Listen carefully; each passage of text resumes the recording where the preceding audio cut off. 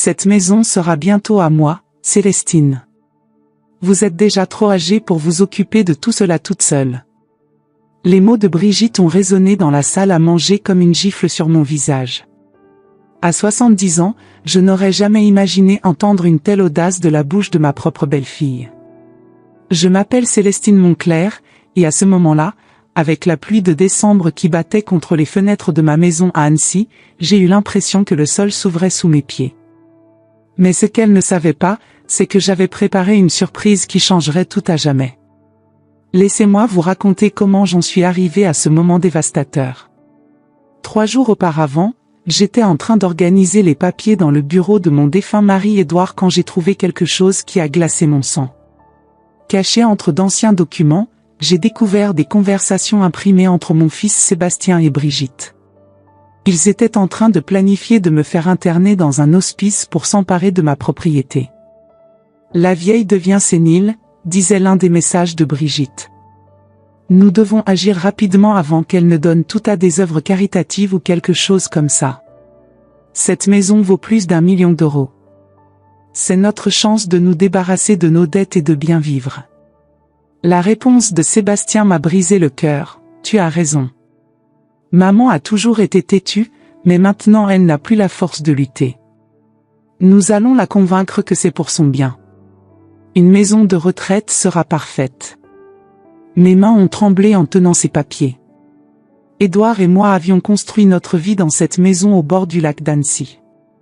Chaque brique avait été posée avec amour, chaque jardin avait été planté avec espoir. Et maintenant je découvrais que mon propre fils conspirait pour me chasser de mon foyer. Cette nuit-là, j'ai fait semblant que rien ne s'était passé.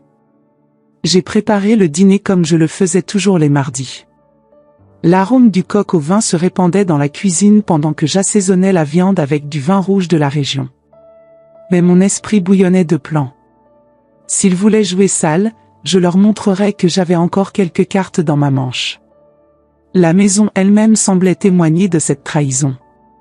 Chaque meuble ancien, chaque portrait de famille accroché au mur, chaque bibelot précieusement conservé au fil des décennies, tout cela représentait non seulement des souvenirs, mais aussi des euros dans les yeux cupides de Brigitte. Je me souvenais encore du jour où Édouard et moi avions acheté cette demeure. C'était en 1978, nous étions jeunes et pleins d'espoir. Il travaillait comme ingénieur dans une usine locale, et moi j'enseignais le français au lycée d'Annecy. Cette maison sera parfaite pour élever nos enfants, m'avait-il dit en me montrant les hauts plafonds et les grandes fenêtres qui donnaient sur le lac. Nous avions économisé pendant des années pour l'acquérir, sacrifiant sorties et vacances pour réaliser ce rêve. Et maintenant, près de 50 ans plus tard, mon propre fils la voyait comme un simple bien à liquider. Le mardi soir est arrivé avec sa procession habituelle de préparatifs. J'ai mis la table avec la porcelaine héritée de ma grand-mère, celle-là même que Brigitte avait plusieurs fois admirée, en demandant avec insistance sa valeur. Les couverts en argent, polis avec soin, reflétaient la lumière douce du lustre en cristal. Tout était parfait, comme toujours. Mais cette fois, chaque geste était chargé d'une tension particulière. Sébastien est arrivé à 8 heures précises, comme toujours. Mon fils, qui avait été ma fierté autrefois, ressemblait maintenant à un étranger. À 45 ans, il était devenu un homme amer, se plaignant constamment d'argent, blâmant toujours les autres pour ses échecs. Ses affaires de conseil en informatique périclitaient depuis des années, mais au lieu de travailler plus dur, il préférait chercher des solutions de facilité. Brigitte est entrée juste derrière lui, avec son sourire faux et son regard calculateur. « Bonsoir, mère, » dit Sébastien en me donnant un baiser mécanique sur la joue. J'ai senti l'odeur de tabac sur ses vêtements et j'ai remarqué comme il évitait mon regard. Ses mains tremblaient légèrement, était-ce de la nervosité ou simplement l'effet de ses cigarettes incessantes ? « Célestine, quelle table magnifique !» s'exclama Brigitte en examinant la vaisselle de porcelaine qui appartenait à la famille depuis des générations. Cette porcelaine doit valoir une fortune chez les antiquaires. Et ce service en argent, c'est du vrai, n'est-ce pas ? Chaque modèle était comme un coup de poignard. Elle ne voyait pas la beauté ou la valeur sentimentale de ces objets, seulement leur prix de vente potentiel. J'ai observé comment ses yeux parcouraient la pièce, s'arrêtant sur le secrétaire Louis XVI dans le coin, sur les tableaux de paysages alpins qui ornaient les murs, sur le tapis persan que nous avions rapporté de notre voyage de noces. Pendant tout le dîner, j'ai observé comment elle analysait chaque objet, chaque meuble, comme s'il lui appartenait déjà. Sébastien restait silencieux, se contentant d'acquiescer de la tête chaque fois qu'elle parlait. Son comportement me rappelait celui d'un enfant pris en faute, mais qui refuse d'avouer sa culpabilité. Vous savez, Célestine, continua Brigitte en découpant délicatement le poulet, Sébastien et moi avons beaucoup parlé de votre situation. Cette maison est vraiment trop grande pour une personne seule. Ne trouvez-vous pas dangereux de vivre ici toute seule? Et ces escaliers, si raides? À votre âge, une chute pourrait être catastrophique. Mon cœur s'est accéléré. C'était exactement ainsi qu'avaient commencé les messages que j'avais trouvés. Je me débrouille très bien, merci, ai-je répondu en gardant ma voix ferme. Mais maman, intervint finalement Sébastien, vous avez 70 ans. Et si vous tombez dans les escaliers? Et si vous avez une urgence médicale la nuit? Ne serait-il pas plus sûr? Plus sûr quoi? Ai-je demandé en feignant l'innocence. Brigitte et Sébastien ont échangé un regard conspirataire. J'ai vu dans leurs yeux cette complicité malsaine qui unit les gens dans leurs mauvaises actions. C'est alors qu'elle a lâché la bombe que j'attendais déjà. Cette maison sera bientôt à moi, Célestine. Vous êtes déjà trop âgée pour vous occuper de tout cela toute seule. Le silence qui a suivi était assourdissant. On n'entendait que le bruit de la pluie sur les fenêtres et le tic-tac de l'horloge ancienne au mur. Cette horloge que mon arrière-grand-père avait fabriquée de ses propres mains, et qui marquait maintenant le temps de cette trahison familiale. Brigitte avait montré ses véritables intentions, pensant que j'étais une vieille femme sans défense. Son arrogance était si flagrante que j'en étais presque admirative. Elle avait réussi à révéler sa vraie nature en une seule phrase, confirmant tout ce que j'avais découvert dans leur message secret. Vous ne pouvez plus nier l'évidence, continua-t-elle avec une assurance croissante. À votre âge, les accidents arrivent si vite.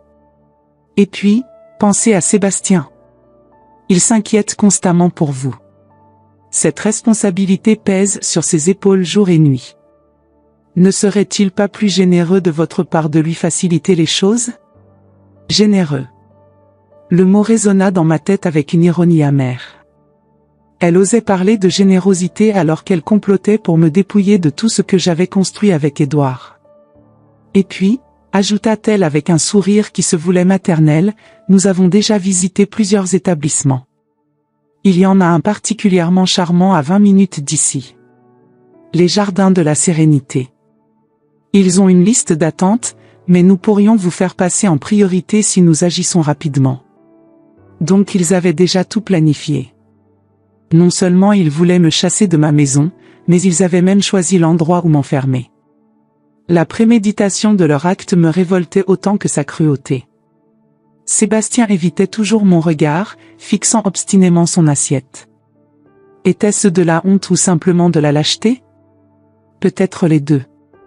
Cet homme que j'avais élevé, que j'avais aimé inconditionnellement, était maintenant complice d'un plan pour me trahir. Mais ce qu'il ne savait pas, c'est que j'avais passé les 3 derniers jours à prendre une décision qui changerait tout.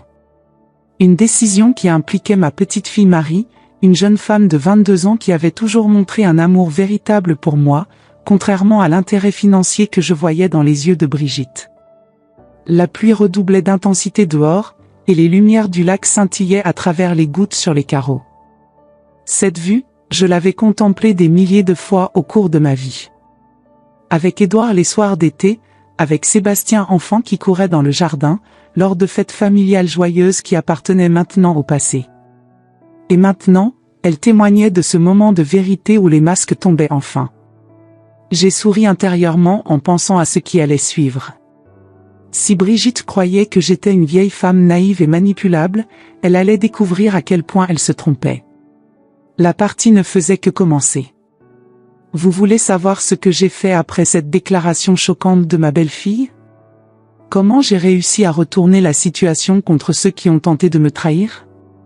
Croyez-moi, ce qui s'est passé ensuite a complètement changé le cours de cette histoire, et la révélation que j'ai faite a laissé tout le monde bouche bée. Continuez avec moi, car je n'ai pas encore raconté la moitié de ce que j'ai découvert sur ma propre famille. Après ce dîner tendu, j'ai fait semblant d'être fatigué et je me suis excusé tôt. Bonne nuit, mes chers. Je suis un peu épuisé aujourd'hui, ai-je dit, observant comment Brigitte souriait avec satisfaction, pensant probablement que sa stratégie fonctionnait parfaitement. Dès qu'ils sont partis, j'ai entendu leur voix dans l'entrée. Ils ne se donnaient même plus la peine de chuchoter. Tu vois ? Elle commence déjà à céder, disait Brigitte d'un ton triomphant. Quelques semaines de plus et elle acceptera tout ce qu'on lui proposera. Tu crois vraiment que ça va marcher ? Demandait Sébastien, sa voix trahissant une nervosité croissante. Bien sûr. Les vieilles personnes finissent toujours par se soumettre quand on leur fait comprendre qu'elles sont un fardeau. Il suffit d'être patient et persiste. Leurs pas se sont éloignés dans l'allée, et j'ai attendu que le bruit de leur voiture disparaisse complètement avant de décrocher le téléphone. Mes mains tremblaient légèrement, mais pas de peur, de colère et de détermination. J'ai composé le numéro de Marie, ma petite fille.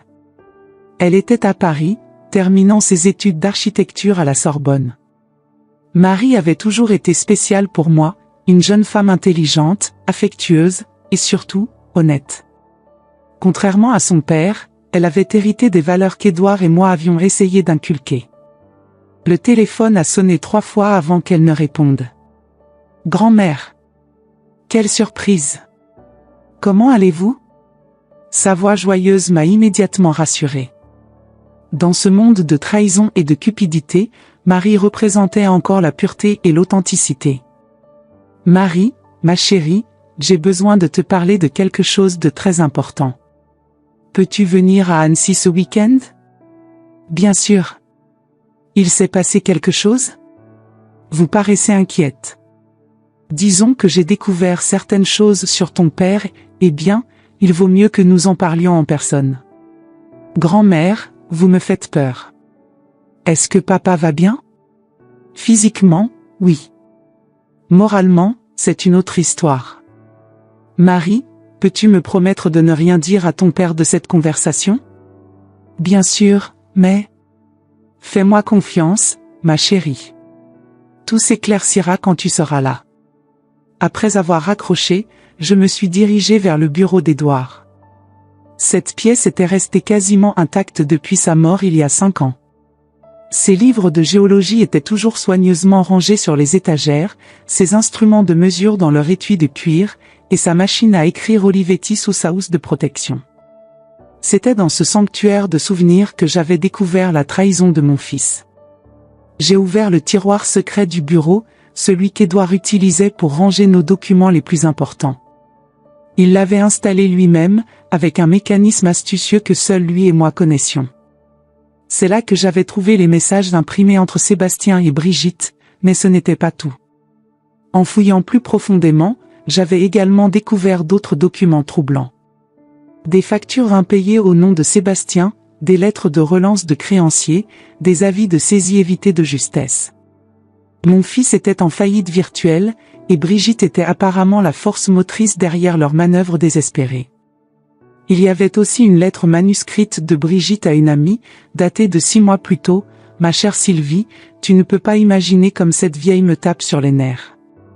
Sébastien est trop faible pour agir, mais moi je vais trouver un moyen de récupérer ce qui nous revient de droit. Cette maison au bord du lac vaut une fortune, et sa mère n'en a plus pour longtemps de toute façon.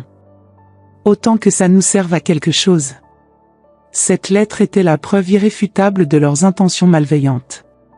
Pas seulement cupides, mais carrément cruelles.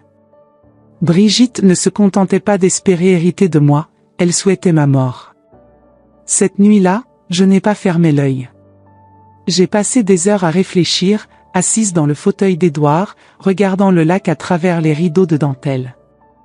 Les lumières de la ville se reflétaient sur l'eau comme des étoiles tombées, et je me suis souvenu de toutes les nuits où Édouard et moi restions éveillés dans cette même position, planifiant notre avenir, rêvant de nos projets. « Qu'est-ce que tu ferais à ma place, mon amour ?» ai-je murmuré dans l'obscurité, comme si Édouard pouvait encore m'entendre. Le lendemain matin, ma décision était prise. J'ai appelé le cabinet de Maître Durand dès l'ouverture. Il était avocat de la famille depuis plus de 30 ans, un homme de confiance qui avait déjà géré la succession d'Édouard et connaissait parfaitement notre situation familiale. Madame Monclerc ? C'est un plaisir de vous entendre. Comment puis-je vous aider ? Maître Durand, j'aimerais prendre rendez-vous dans les plus brefs délais. C'est urgent. Bien sûr. J'ai un créneau libre cet après-midi à 15 heures. Cela vous convient-il ? Parfaitement. Merci. L'après-midi même, je me suis rendu en taxi au cabinet de Maître Durand, situé dans le vieux quartier d'Annecy.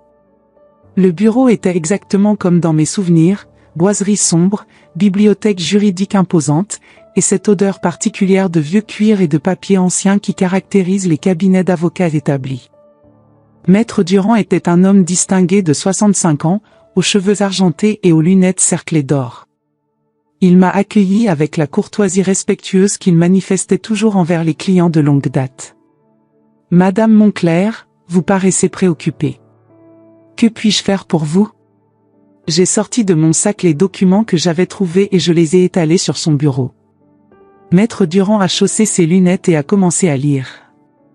Je l'ai observé pendant qu'il parcourait les messages entre Sébastien et Brigitte, puis la lettre de Brigitte à son ami. Son expression s'est progressivement durcie. « Madame Monclerc, c'est absolument scandaleux. Votre propre fils. Mais dites-moi, comment avez-vous obtenu ces documents ? Je les ai trouvés dans le bureau de mon mari. Apparemment, Sébastien utilisait notre ordinateur familial pour imprimer ses conversations, pensant sans doute qu'Édouard était trop âgé pour comprendre la technologie. Il avait oublié que j'y avais encore accès. Et que comptez-vous faire ? Je veux transférer la propriété de ma maison au nom de Marie. Immédiatement. Maître Durand a retiré ses lunettes et m'a regardé attentivement. Madame Monclerc, c'est une décision très importante. Êtes-vous certaine de vouloir procéder ainsi ? Il existe d'autres moyens de protéger votre patrimoine ? Maître, j'ai 70 ans et une santé encore robuste, mais je ne suis pas naïve. Ce que j'ai découvert me prouve que je ne peux plus faire confiance à mon fils. Marie, en revanche, a toujours été loyale et aimante. De plus, si quelque chose m'arrivait, je veux être sûr que notre maison familiale sera entre de bonnes mains. Je comprends votre position. Cependant, cette démarche nécessitera plusieurs documents et formalités. Vous devrez également subir une évaluation psychologique pour prouver que vous êtes en pleine possession de vos facultés mentales. C'est une procédure standard pour ce type de transaction impliquant une personne âgée. Parfait. Organisons cela immédiatement. Il y a une autre chose à considérer, Madame Monclerc. Cette donation aura des conséquences fiscales importantes pour Marie. Avez-vous réfléchi à cet aspect ? Marie étudie l'architecture. Elle comprendra l'importance de préserver notre patrimoine familial. Nous trouverons ensemble des solutions pour les aspects financiers. Nous avons passé le reste de l'après-midi à préparer la documentation nécessaire. Maître Durand m'a expliqué en détail chaque document, chaque implication légale. Le processus serait finalisé dans la semaine suivante, mais il m'a assuré que, légalement, Marie deviendrait propriétaire dès que nous signerions les papiers définitifs. Madame Monclerc, puis-je vous demander si vous comptez informer votre fils de cette décision ? Pas pour le moment. Je préfère d'abord parler à Marie et m'assurer qu'elle accepte cette responsabilité. Ensuite, eh bien, nous verrons. En sortant du cabinet, je me sentais à la fois soulagée et appréhensive. Soulagée de prendre enfin des mesures concrètes pour protéger mon patrimoine, mais appréhensive des réactions que cette décision provoquerait inévitablement.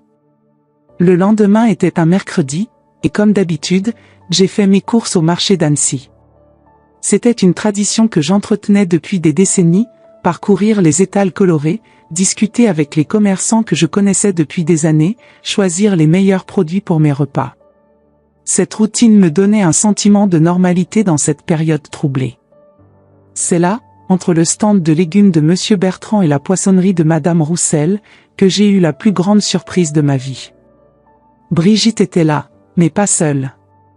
Elle parlait avec animation à un homme élégant que je ne connaissais pas, un homme d'une quarantaine d'années aux cheveux soigneusement coiffés et aux vêtements manifestement coûteux. Instinctivement, je me suis caché derrière l'étal de fromage de Monsieur Dubois pour les observer. Brigitte semblait particulièrement enjouée, riant aux éclats et touchant régulièrement le bras de l'inconnu. Leur complicité était évidente, et quelque chose dans leur attitude me mettait mal à l'aise. J'ai tendu l'oreille, essayant de saisir des bribes de leur conversation.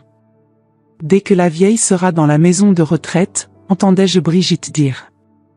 La maison vaut largement le million, peut-être plus avec le terrain au bord du lac. Et ton mari, demandait l'homme. Il n'aura pas de soupçons? Sébastien? Brigitte a ri méchamment. Il est tellement désespéré à cause de ses dettes qu'il accepterait n'importe quoi.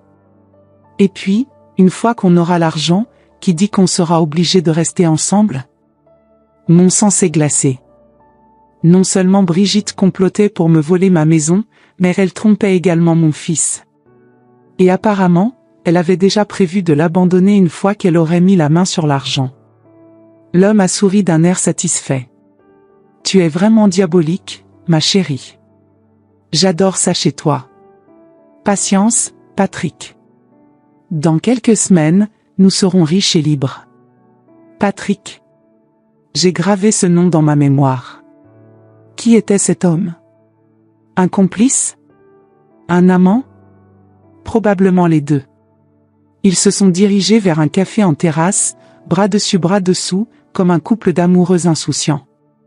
J'ai attendu qu'ils soient bien installés avant de quitter ma cachette, le cœur battant et l'esprit en ébullition. Cette découverte changeait tout. Brigitte n'était pas seulement cupide, elle était également déloyale envers Sébastien.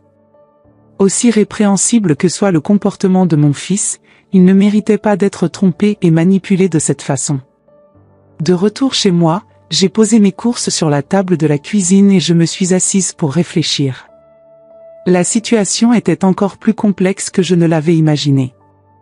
Brigitte menait un triple jeu, elle manipulait Sébastien, complotait contre moi, et trompait son mari avec un certain Patrick. J'ai décidé de mener ma propre enquête discrète. L'après-midi même, j'ai appelé Madame Girard, ma voisine. C'était une femme curieuse qui connaissait tous les potins du quartier. Célestine.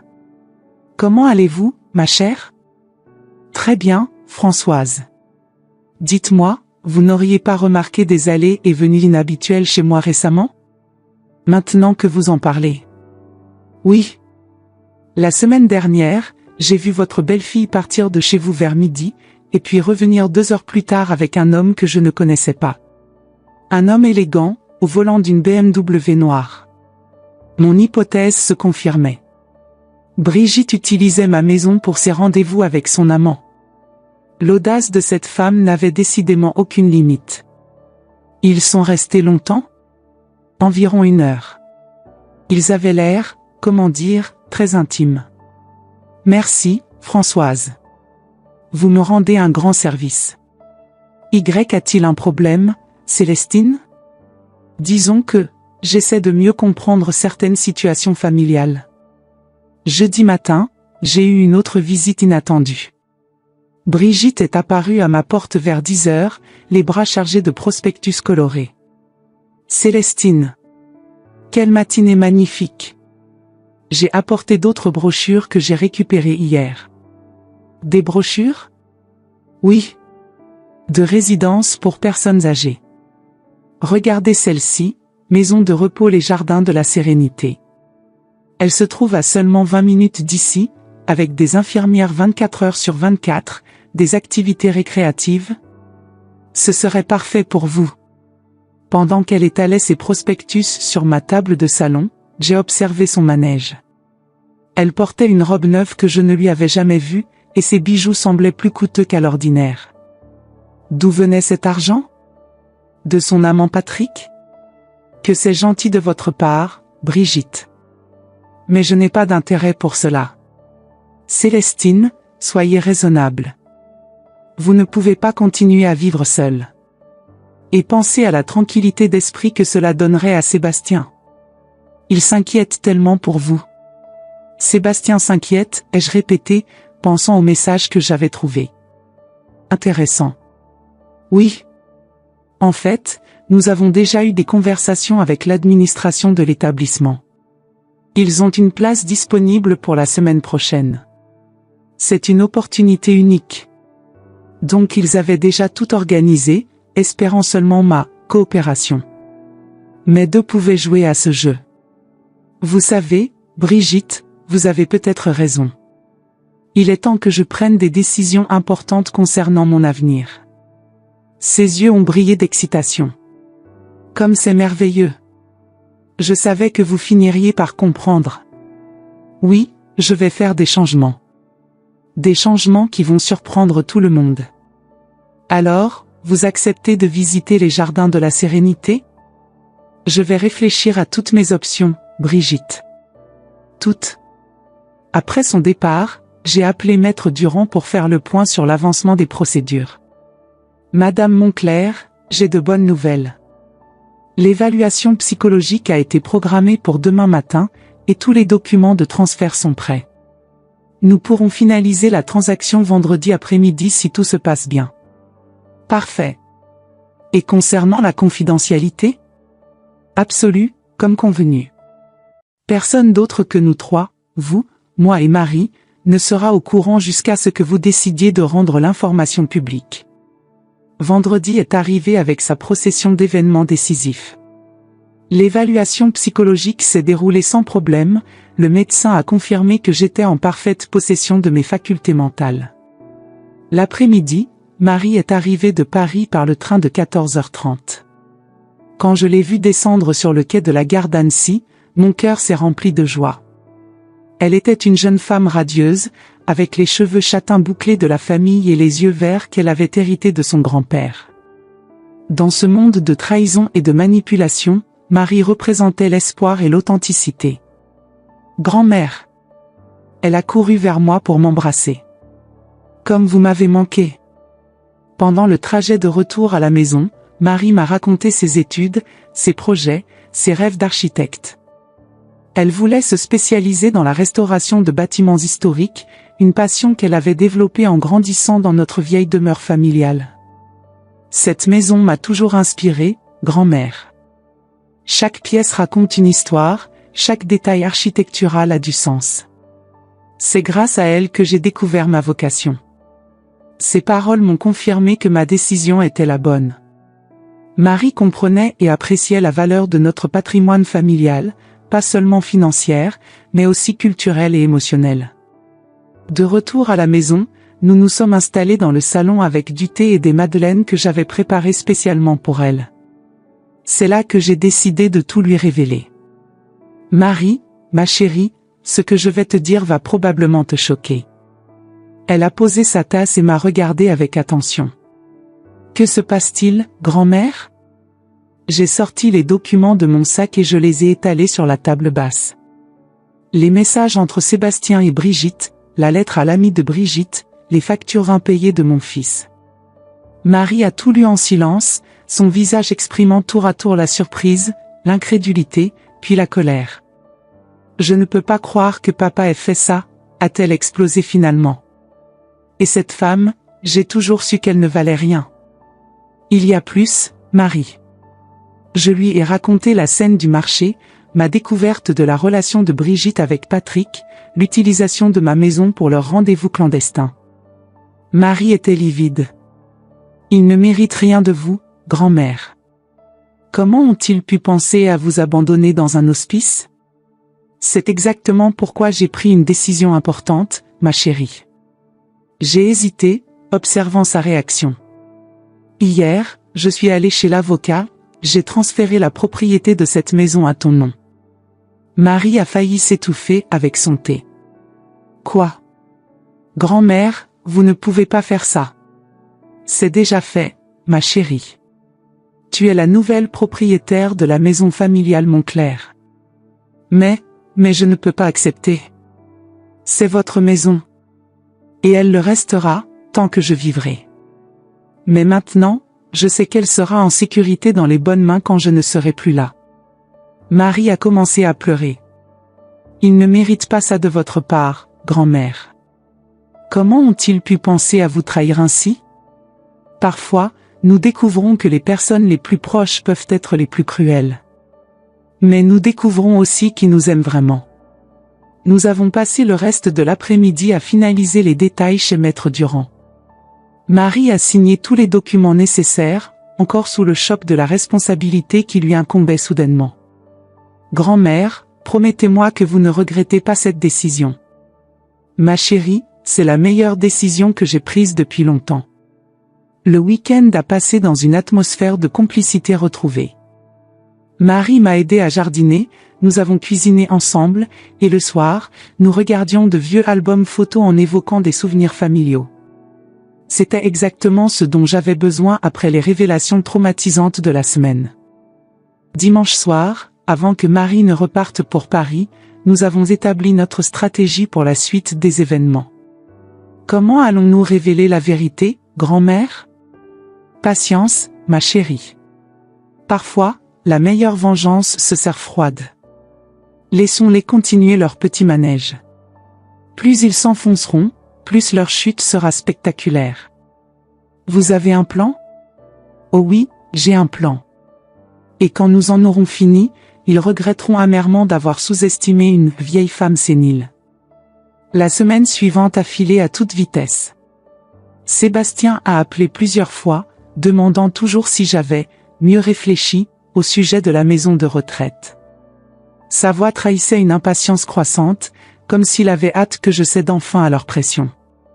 Maman, vous savez que nous nous inquiétons sincèrement pour vous, répétait-il à chaque conversation téléphonique. Cette maison est vraiment trop grande, trop isolée. Et si quelque chose vous arrivait? Je vais bien, Sébastien. Ne t'inquiète pas pour moi, répondais-je calmement, sachant parfaitement que ces inquiétudes étaient purement financières. Brigitte, elle, a fait 2 apparitions supplémentaires avec encore plus de prospectus et a même amené une représentante de la résidence pour discuter avec moi. Cette femme, une dame d'âge moyen au sourire professionnel figé, s'est présentée comme Madame Verlaine, directrice commerciale des Jardins de la Sérénité. Madame Monclerc, a-t-elle dit en s'installant dans mon salon comme si elle était chez elle, notre établissement offre les meilleurs soins pour les personnes du 3e âge. Nous avons de la kinésithérapie, des activités sociales, une alimentation équilibrée, et surtout, une surveillance médicale 24 heures sur 24. Pendant qu'elle déroulait son discours commercial bien rodé, j'observais Brigitte qui acquiesçait avec enthousiasme à chaque argument.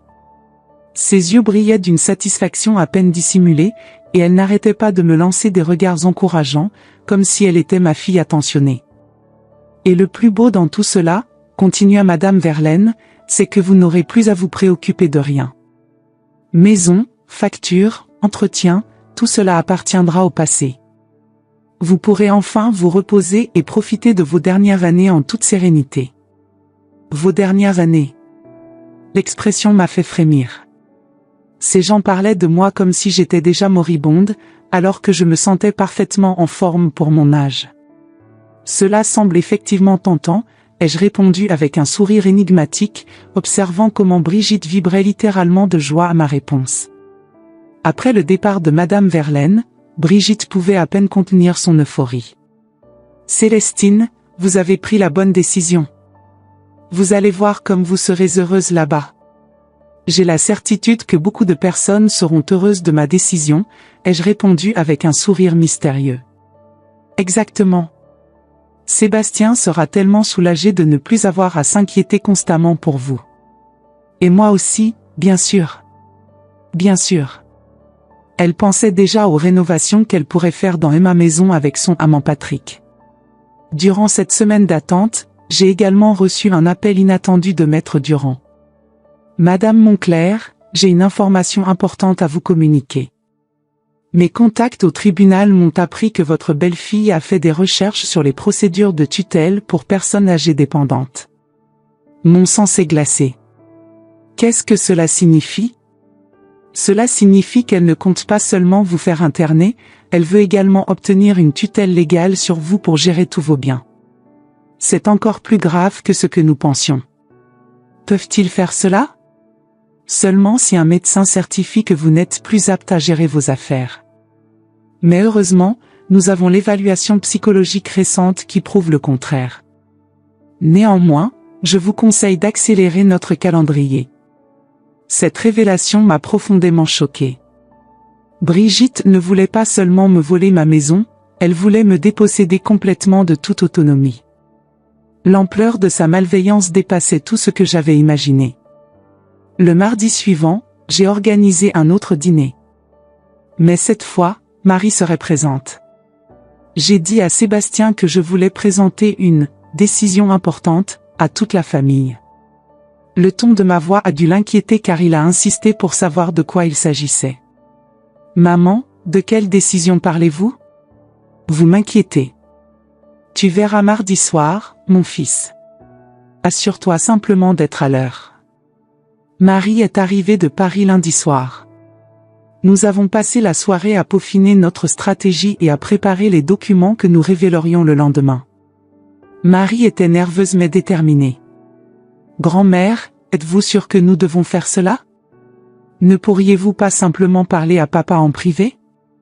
Ma chérie, ton père a fait son choix. Il a choisi de s'allier à cette femme contre sa propre mère. Il doit maintenant assumer les conséquences de ses actes. Et s'il demande pardon? Nous verrons. Mais d'abord, ils doivent comprendre qu'ils ont affaire à quelqu'un qui n'est pas aussi faible qu'ils le pensent. Le mardi soir est arrivé avec une tension palpable. J'avais préparé un menu spécial, blanquette de veau aux champignons, l'un des plats préférés de Sébastien quand il était enfant. Une dernière attention avant la confrontation. Quand ils sont arrivés et ont vu Marie, Sébastien est devenu visiblement mal à l'aise. Marie? Je ne savais pas que tu serais là. Bonsoir, papa, a dit Marie froidement. La tension était palpable entre eux. Brigitte, en revanche, semblait contrariée par la présence de sa belle-fille.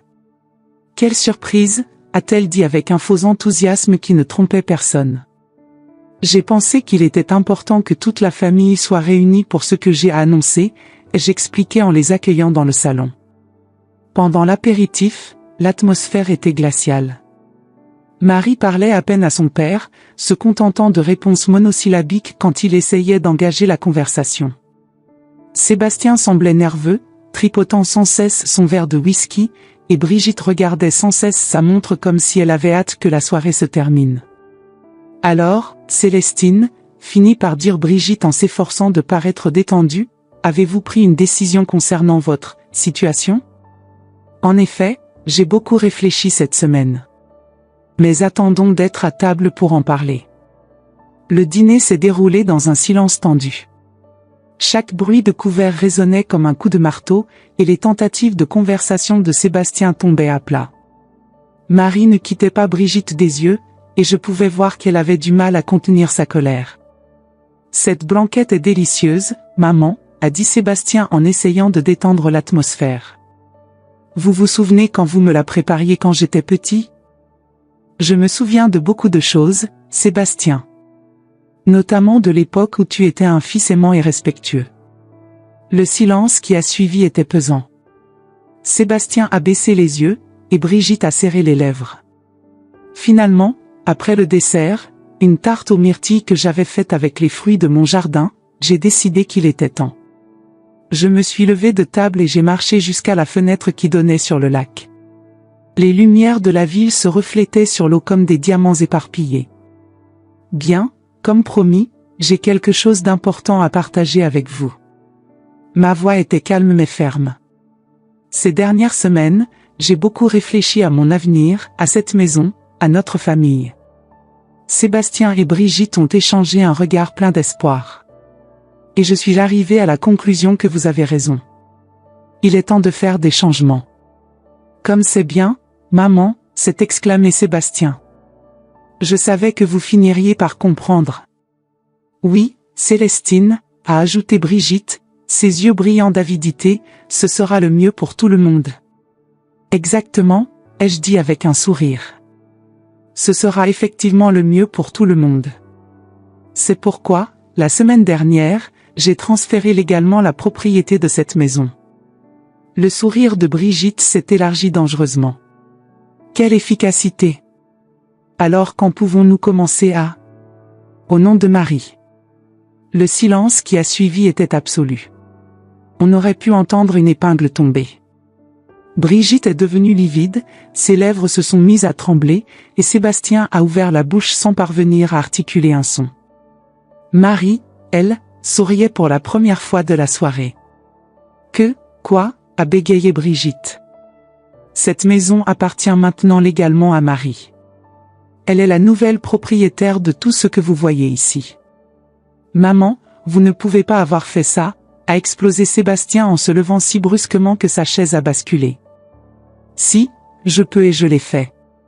Les documents sont déjà enregistrés au cadastre. Marie, montre-leur. Marie a sorti de son sac une chemise contenant tous les papiers officiels. Tout est là, dûment signé et tamponné.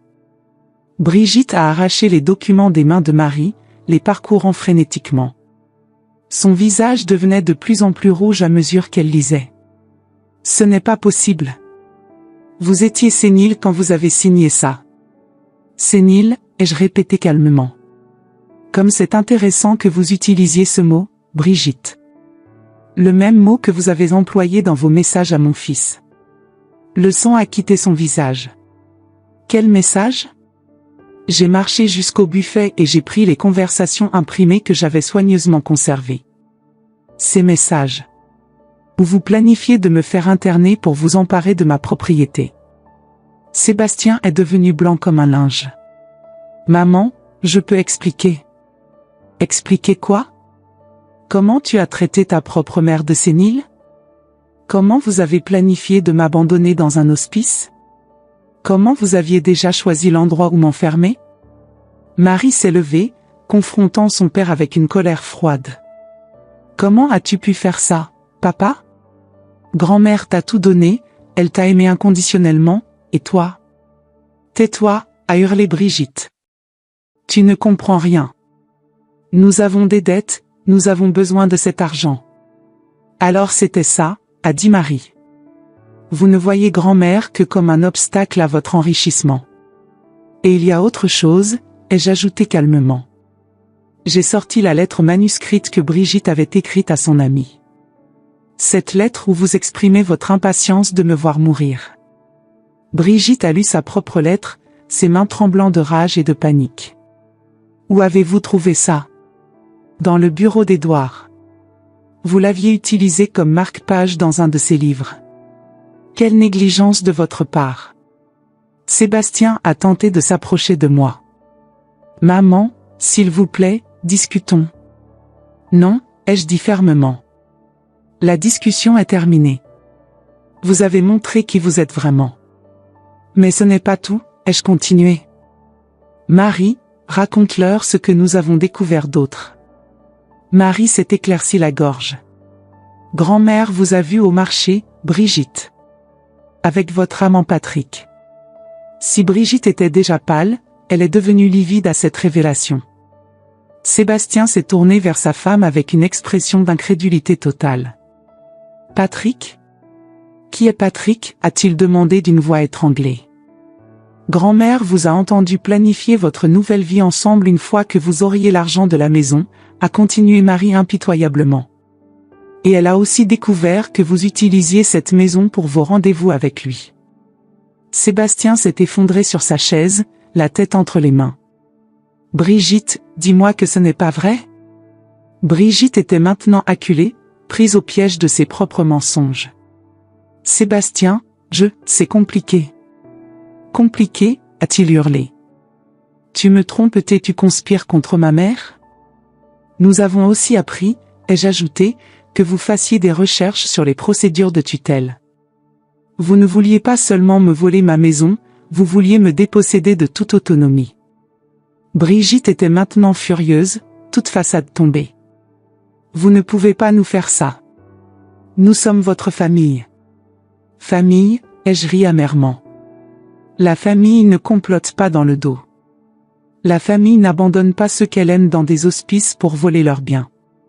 Ça ne va pas en rester là, a menacé Brigitte. Nous allons contester ça en justice. Essayez donc, a dit Marie en se levant. Tous les documents sont en règle, et nous avons les preuves de vos véritables intentions. De plus, ai-je ajouté, Maître Durand m'a fait passer une évaluation psychologique complète avant la signature. Votre argument de sénilité ne tiendra pas devant un tribunal. Sébastien semblait complètement dévasté. Maman, je suis désolé. Les excuses ne rendent pas la confiance perdue, Sébastien. Tu m'as profondément déçu. Tu as épousé une garce, papa, a dit Marie avec dégoût. Une femme qui non seulement t'a manipulé, mais qui te trompait par-dessus le marché. Brigitte a jeté les papiers sur la table avec violence. Ce n'est pas fini, Célestine. Vous allez le regretter. La seule chose que je regrette, c'est d'avoir mis si longtemps à voir qui vous étiez vraiment. Brigitte s'est dirigée vers la porte, suivie par Sébastien qui titubait comme un homme ivre. Avant de sortir, elle s'est retournée une dernière fois. Vous pensez être maligne, mais vous venez de détruire votre propre famille. Non, Brigitte. C'est vous qui l'avez détruite. Moi, je l'ai sauvée. La porte s'est refermée sur eux avec un claquement définitif. Marie et moi sommes restés seuls dans le salon, entourés par le silence qui suit les tempêtes. Grand-mère, a murmuré Marie en me prenant dans ses bras, je n'arrive toujours pas à croire ce qui vient de se passer. Parfois, ma chérie, la vérité est brutale. Mais elle est nécessaire. Pensez-vous que papa reviendra? Je ne sais pas. Et pour être honnête, je ne suis pas sûre de le vouloir. Pas tant qu'il restera avec cette femme. Nous avons passé le reste de la soirée à ranger la vaisselle et à remettre de l'ordre dans nos émotions. L'euphorie de la victoire était tempérée par la tristesse de voir une famille se déchirer. Au moins maintenant, a dit Marie en essuyant les verres, nous savons où nous en sommes. Plus de mensonges, plus de faux semblants. C'est vrai. Et maintenant, nous pouvons construire quelque chose de nouveau. Quelque chose de vrai. Cette nuit-là, j'ai dormi mieux que je ne l'avais fait depuis des semaines. Pour la première fois depuis la découverte de leur trahison, je me sentais en sécurité dans ma propre maison. Notre maison, celle de Marie et moi. Mais je savais que ce n'était que le début. Brigitte n'était pas du genre à accepter la défaite facilement, et les jours à venir allaient certainement apporter de nouveaux défis. Après le départ de Sébastien et Brigitte, Marie et moi sommes restés seuls dans le salon. Le silence était réconfortant après toute cette tension. L'air même de la maison semblait plus léger, comme si elle avait été libérée d'une présence toxique. Grand-mère, je n'arrive toujours pas à croire ce qui vient de se passer, a dit Marie en me serrant dans ses bras. Cette femme, son audace était incroyable. Parfois, la vie nous force à prendre des décisions difficiles, ma chérie. Mais je préfère connaître la vérité, aussi douloureuse soit-elle. Et maintenant? Que va-t-il se passer? Maintenant, nous construisons un avenir ensemble. Un avenir basé sur l'amour véritable et la confiance mutuelle. Les jours suivants ont été, comme prévu, mouvementés. Brigitte a tenté tout ce qui était en son pouvoir pour annuler le transfert de propriété. D'abord, elle a appelé plusieurs fois, menaçant de poursuites judiciaires avec une véhémence qui frisait l'hystérie. « Célestine » criait-elle au téléphone. « Vous ne pouvez pas me faire ça. J'ai des droits. Sébastien est votre fils. » « Sébastien est effectivement mon fils, » répondais-je calmement, mais cela ne lui donne pas le droit de me trahir. « Nous allons contester cette donation. Notre avocat dit que nous avons des chances. » « Faites donc, Brigitte. Mais vous devriez savoir que j'ai pris toutes les précautions légales nécessaires. » Ensuite, elle a tenté l'approche émotionnelle. Elle est apparue à ma porte un matin, les yeux rouges et gonflés de larmes, vraies ou fausses, je n'aurais su le dire.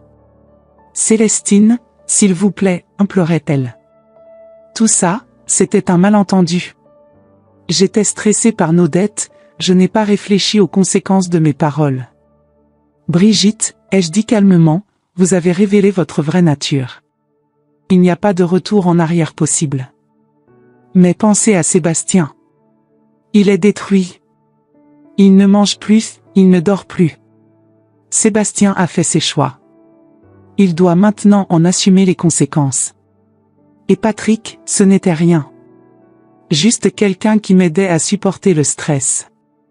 Brigitte, arrêtez. Vos mensonges ne font qu'aggraver votre cas.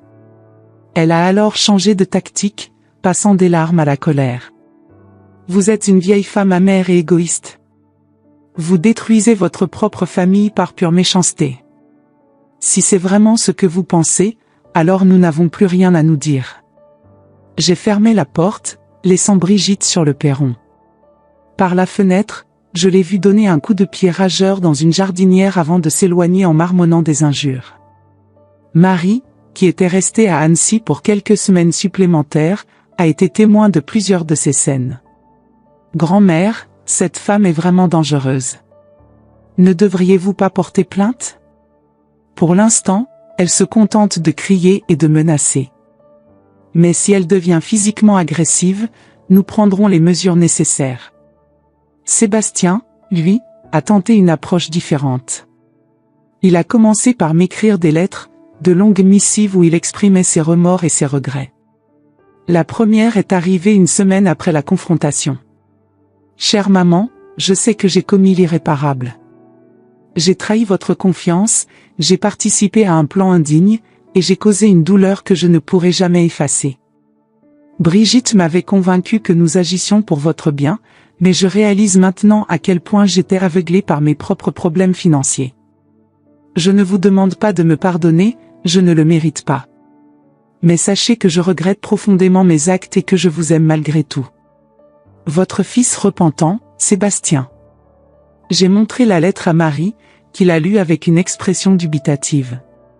Qu'en pensez-vous, grand-mère? Est-ce sincère? Je ne sais pas, ma chérie. Ton père a toujours été doué avec les mots quand il voulait obtenir quelque chose. Vous pensez qu'il essaie encore de vous manipuler? C'est possible. Ou peut-être réalise-t-il enfin l'ampleur de ce qu'il a perdu. Le temps nous le dira. 2 semaines plus tard, nous avons eu des nouvelles inattendues. Maître Durand m'a appelé avec des informations surprenantes. Madame Monclerc, j'ai des nouvelles concernant votre fils et votre belle-fille. Que se passe-t-il? Ils ont effectivement tenté de contester la donation, en alléguant que vous n'étiez pas en pleine possession de vos facultés mentales au moment de la signature. Marie s'est indignée quand je lui ai rapporté cette conversation. Comment ose-t-il? Heureusement, avait continué Maître Durand, j'avais demandé une évaluation psychologique de votre part lors du transfert, justement pour prévenir ce type de situation. Le rapport médical certifie que vous étiez parfaitement lucide et capable. Et leur recours? Rejeté en première instance. De plus, les messages que vous avez trouvés ont servi de preuve de mauvaise foi. Le juge a considéré qu'il y avait tentative de coercition sur personne âgée. Qu'est-ce que cela signifie concrètement?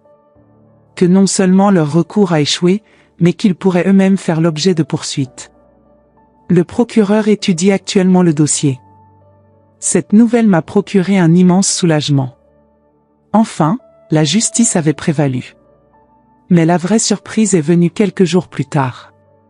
Marie, qui était restée exceptionnellement silencieuse pendant le dîner, a fini par me confier ce qui la préoccupait. Grand-mère, j'ai quelque chose à vous dire. Quelque chose que j'ai découvert sur papa. Qu'est-ce que c'est, ma chérie? Hier, quand vous étiez chez le médecin, il est venu ici. Il m'a demandé de vous transmettre un message. Mon cœur s'est serré. Quel message? Il a quitté Brigitte. Cette révélation m'a stupéfiée. Quoi? Quand? Il y a 3 jours, apparemment. Il a découvert qu'elle vidait leur compte joint pour s'enfuir avec Patrick. Quand il l'a confrontée, elle a tout avoué. Elle partait pour le sud de la France avec son amant, en emportant tout l'argent qu'elle pouvait. Mon Dieu! Papa vit maintenant dans un petit studio près du centre-ville. Il a dit qu'il ne voulait pas vous déranger, mais qu'il espérait qu'un jour, vous pourriez lui pardonner. Cette nouvelle a bouleversé toutes mes certitudes. Sébastien était-il vraiment la victime de Brigitte, ou tentait-il une nouvelle manipulation? Qu'est-ce que vous en pensez, grand-mère? Je ne sais pas, Marie. Une partie de moi compatit à sa souffrance, mais l'autre n'oublie pas qu'il a participé activement à leur plan. Il m'a aussi donné ceci. Marie a sorti de son sac une enveloppe épaisse. À l'intérieur, j'ai trouvé tous les bijoux de famille que j'avais donnés à Brigitte au fil des années, les boucles d'oreilles en perles de ma grand-mère, le collier de saphir qu'Édouard m'avait offert pour nos noces d'argent, la broche en diamant héritée de ma mère. Il a dit que Brigitte allait les vendre, alors il les a récupérés en secret avant qu'elle ne parte. Mes yeux se sont remplis de larmes en reconnaissant ces bijoux chargés de souvenirs. Ce geste de Sébastien était-il sincère ou calculé? Je n'arrivais pas à me décider. Il y a autre chose, a continué Marie. Papa a dit qu'il comprenait maintenant pourquoi vous aviez fait ce que vous aviez fait. Il dit qu'il ne contestera jamais le transfert de propriété et qu'il respectera votre décision. A-t-il dit pourquoi? Il a réalisé que Brigitte ne l'avait jamais aimé. Elle s'était mariée avec lui uniquement pour avoir accès à l'héritage familial. Tous ses problèmes financiers venaient d'elle, elle dépensait sans compter et avait même contracté des dettes en son nom à son insu. Cette révélation jetait un éclairage nouveau sur toute la situation. Sébastien était-il aussi manipulé que je l'avais été? Un mois après la confrontation, j'ai décidé de rendre visite à mon fils. Marie m'a accompagné jusqu'à son petit studio dans le quartier Saint-Maurice. L'immeuble était modeste, bien différent de la belle maison qu'il partageait avec Brigitte. Quand Sébastien a ouvert la porte, j'ai eu un choc. Il avait maigri, ses cheveux grisonnaient aux tempes, et ses yeux portaient la marque d'une profonde fatigue. Il portait un pull troué et un pantalon froissé, lui qui avait toujours été si soigneux de son apparence. Maman? Il semblait sur le point de pleurer. Je ne pensais pas. Marie ne m'avait pas dit. Bonjour, Sébastien. Puis-je entrer? L'appartement était spartiate, un canapé-lit, une petite table, une cuisinette rudimentaire. Sur la table, j'ai aperçu des factures impayées et des lettres de créanciers. Maman, je sais que je n'ai pas le droit de vous demander quoi que ce soit, mais... Sébastien, assieds-toi. Nous devons parler. Je me suis installée sur l'unique chaise pendant qu'il s'asseyait au bord du canapé, la tête baissée comme un enfant puni. Marie m'a dit que Brigitte était partie. Oui. Sa voix était à peine audible. Avec Patrick et tout notre argent. Enfin, le peu qui restait. Sébastien, regarde-moi. Il a levé les yeux, et j'y ai vu une douleur authentique. Explique-moi. Tout. Depuis le début. Et il a parlé. Pendant 2 heures, il m'a raconté comment Brigitte l'avait progressivement isolé de sa famille, comment elle avait pris le contrôle de leurs finances, comment elle l'avait convaincu que j'étais un obstacle à leur bonheur. Elle disait que vous étiez égoïste de garder cette grande maison pour vous seul. Que c'était injuste envers nous qui avions des difficultés. Elle répétait sans cesse que vous deviez nous aider, que c'était votre devoir de mère. Et tu l'as cru? J'étais désespérée, maman. Mon entreprise périclitait, nous avions des dettes partout. Brigitte me faisait sentir que j'étais un raté, un fils indigne qui ne pouvait même pas subvenir aux besoins de sa famille. Pourquoi ne m'as-tu jamais parlé de tes problèmes? J'avais honte. Et Brigitte disait que vous étiez trop vieille pour comprendre les difficultés du monde moderne. Sébastien, tu es mon fils. J'aurais toujours été là pour t'aider si tu me l'avais demandé honnêtement. Il a éclaté en sanglots. Je sais. Je le sais maintenant. Mais il est trop tard. J'ai tout détruit. Pas tout, ai-je dit doucement. Il reste encore quelque chose à sauver. Il m'a regardé avec espoir. Quoi? Notre relation père-fils. Si tu es vraiment prêt à faire des efforts. Les mois suivants ont été difficiles mais constructifs. Sébastien a commencé à venir me voir régulièrement, d'abord avec Marie comme intermédiaire, puis seul. Lentement, très lentement, nous avons reconstruit notre relation. Il m'a aidé dans le jardin, à réparer quelques problèmes de plomberie, et surtout, il m'a parlé de ses erreurs, de ses regrets, de ses espoirs pour l'avenir. Maman, je veux que vous sachiez que je ne contesterai jamais votre décision concernant la maison. Marie la mérite. Elle vous a toujours aimé sincèrement. Et toi, Sébastien? M'aimes-tu sincèrement? Plus que tout au monde. C'est d'ailleurs pour ça que ma trahison est si impardonnable. Un jour, 6 mois après la confrontation, Marie m'a fait une proposition surprenante. Grand-mère, j'ai une idée. Quelque chose qui pourrait donner un nouveau sens à cette maison. Dis-moi, ma chérie. Vous vous souvenez de ce que vous disiez toujours? Que cette maison avait besoin d'enfants qui courent dans les couloirs? Bien sûr. J'ai toujours rêvé d'avoir des arrière-petits-enfants qui joueraient dans le jardin. Eh bien, j'ai pensé à faire de cette maison un foyer pour enfants en détresse. Créer une fondation en mémoire de grand-père. L'idée m'a coupé le souffle. Marie, c'est merveilleux. J'ai pensé transformer le 3e étage en chambre pour des enfants en situation précaire. Temporairement, bien sûr, le temps qu'ils trouvent des familles d'adoption. Et vous pourriez être comme une grand-mère pour eux tous. Et tes études? Je peux finir mon master à distance. Ce projet me passionne plus que tout. L'idée était parfaite. Au cours des mois suivants, nous avons travaillé sans relâche pour concrétiser ce rêve. Marie a utilisé ses connaissances en architecture pour adapter la maison aux besoins des enfants, et j'ai mobilisé toutes mes économies pour financer le projet. Sébastien, quand nous lui avons parlé de notre plan, a été enthousiasmé. Maman, c'est exactement ce que papa aurait voulu. Il adorait les enfants. Tu aimerais nous aider? Si vous acceptez ma participation, j'en serais honoré. Et c'est ainsi que, 1 an après ce dîner fatidique, notre maison s'est remplie de rire et de vie. 5 enfants, âgés de 6 à 12 ans, vivaient désormais avec nous temporairement. Le bruit de leurs jeux et de leurs discussions emplissait les couloirs autrefois silencieux. Grand-mère Célestine, criait Sophie, une fillette de 8 ans aux cheveux bouclés, en courant vers moi chaque matin. Vous allez m'apprendre à faire des cookies aujourd'hui? Bien sûr, ma petite. Mais d'abord, le petit déjeuner. Marie s'épanouissait complètement dans ce projet. Elle gérait la fondation depuis la maison, s'occupait des enfants, et avait trouvé sa véritable vocation. La voir si heureuse remplissait mon cœur de fierté. Sébastien aussi avait trouvé sa place dans cette nouvelle configuration familiale. Il venait 3 fois par semaine pour aider aux devoirs des enfants et effectuer les petites réparations nécessaires. Les enfants l'adoraient, et lui retrouvaient progressivement confiance en lui.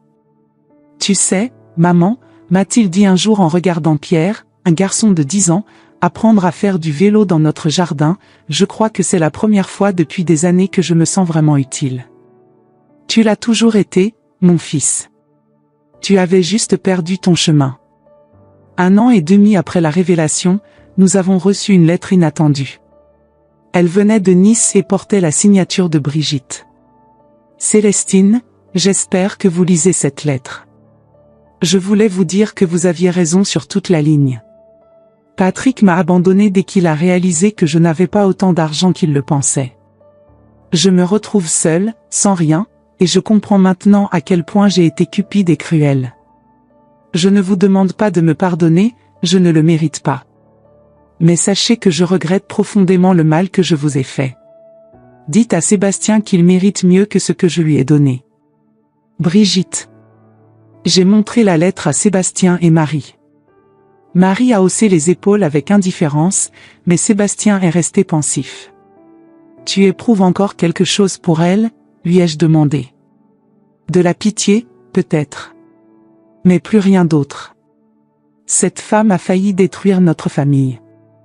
Notre famille a survécu, ai-je dit en regardant par la fenêtre où les enfants jouaient dans le jardin. Elle est même plus forte qu'avant. 2 ans après ce dîner mémorable, Marie a épousé un merveilleux assistant social qu'elle avait rencontré grâce à la fondation. Thomas était un homme bon et généreux qui partageait notre passion pour aider les enfants en difficulté. Le mariage a eu lieu dans notre jardin, au bord du lac. Les enfants de la fondation ont servi de demoiselles et garçons d'honneur, et leur joie était contagieuse. Sébastien a accompagné Marie à l'hôtel, et j'ai vu des larmes de bonheur dans ses yeux. « Maman », m'a-t-il dit ce jour-là, « merci de m'avoir donné une seconde chance. » Nous méritons tous une seconde chance, Sébastien. Mais il faut la saisir quand elle se présente. Aujourd'hui, à 72 ans, je peux dire que ce dîner terrible a été, paradoxalement, une bénédiction. Il m'a montré qu'il m'aimait vraiment et m'a donné le courage de protéger ce qui comptait le plus, notre vraie famille. La Fondation Édouard Moncler a déjà aidé 23 enfants à trouver des foyers aimants. Marie et Thomas dirigent le projet avec passion, Sébastien a retrouvé sa place de fils et d'oncle aimant, et moi, je suis entouré de l'amour authentique que j'avais toujours cherché. Parce que la famille, ce n'est pas seulement le sang. La famille, c'est l'amour, l'attention, la protection mutuelle. Et cela, je l'ai trouvé non seulement chez Marie et les enfants que nous accueillons, mais aussi chez le fils qui a su retrouver son chemin vers la maison. La maison des Moncler n'a plus jamais été silencieuse. Et c'est exactement comme cela devait être. Quand je regarde en arrière, vers ce dîner qui a tout changé, je réalise que les mots les plus douloureux portent parfois les plus beaux cadeaux. La trahison de ceux qu'on aime peut être dévastatrice, mais elle peut aussi nous révéler notre propre force. Aujourd'hui, à 72 ans, entouré de l'amour véritable de Marie et des enfants que nous accueillons, je comprends que protéger notre dignité n'est pas de l'égoïsme, c'est une nécessité. Combien de fois vous êtes-vous senti invisible dans votre propre maison? Combien de fois quelqu'un de proche vous a-t-il fait douter de votre valeur? Si cette histoire a touché votre cœur, c'est parce que vous connaissez aussi cette douleur. Peut-être vivez-vous quelque chose de semblable en ce moment même. Peut-être quelqu'un essaie-t-il de vous diminuer, de vous faire sentir comme un fardeau, alors qu'en réalité vous êtes le fondement de tout. Dites-moi, auriez-vous eu le courage de faire ce que j'ai fait? Ou avez-vous déjà vécu une situation similaire? Votre expérience pourrait aider une autre personne qui souffre en silence. Parfois, savoir que nous ne sommes pas seuls change tout point. Laissez votre commentaire ci-dessous. Partagez votre histoire, vos peurs, vos victoires. Cette chaîne existe pour que nos voix soient entendues, pour que notre sagesse soit valorisée. Et si vous voulez continuer à écouter des histoires qui parlent de notre réalité, qui montrent qu'il n'est jamais trop tard pour recommencer, abonnez-vous. Parce que notre génération a beaucoup plus à enseigner que beaucoup ne l'imaginent. À la prochaine histoire. Et souvenez-vous, vous valez bien plus que ce qu'on vous fait parfois croire.